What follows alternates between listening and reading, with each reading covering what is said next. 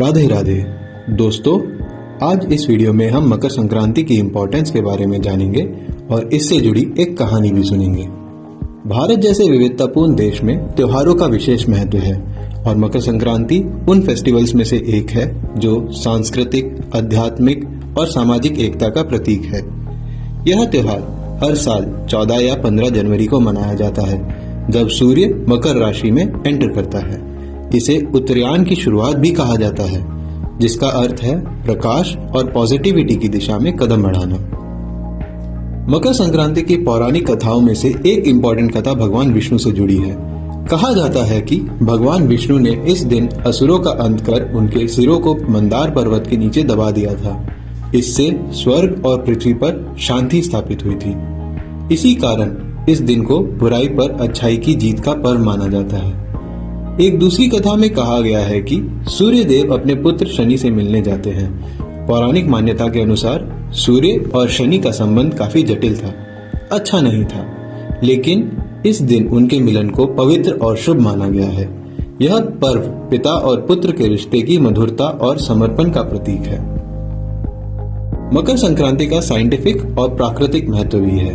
यह दिन शीत ऋतु के अंत और वसंत ऋतु के आगमन का संकेत देता है। सूर्य दक्षिणायन से उत्तरायण की ओर बढ़ता है, जिसका अर्थ है कि अब दिन बड़े और रातें छोटी होने लगती है।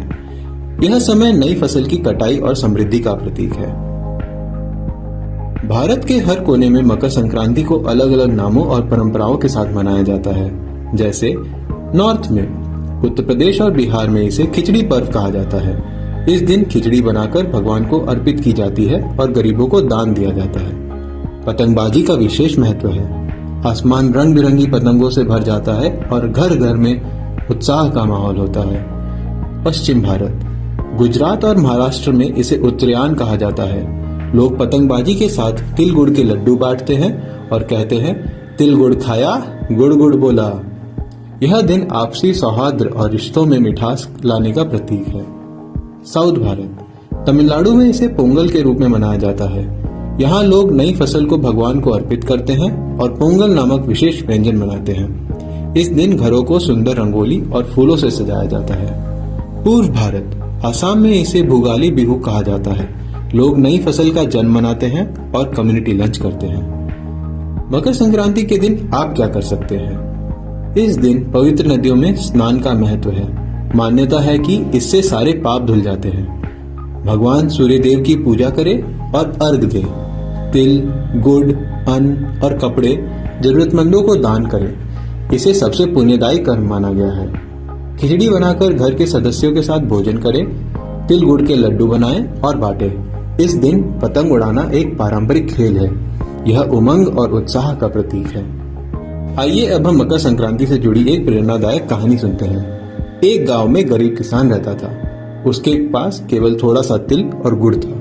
उसने सोचा कि मकर संक्रांति के दिन भगवान को यह अर्पित कर देता हूँ। यह सोचकर उसने भगवान की पूजा की और अन्न चढ़ाया। उसकी सच्ची श्रद्धा देखकर भगवान ने उसकी गरीबी दूर कर दी। उसकी फसलें खूब फलने फूलने लगी और घर में खुशियां आई। इस कहानी से हम यह सीख मिलती है कि सच्चे मन से किया गया छोटा सा दान भी बड़े बड़े फल देता है। दोस्तों, मकर संक्रांति केवल एक त्योहार नहीं है, यह जीवन में बदलाव और सकारात्मकता यानी पॉजिटिविटी का प्रतीक है।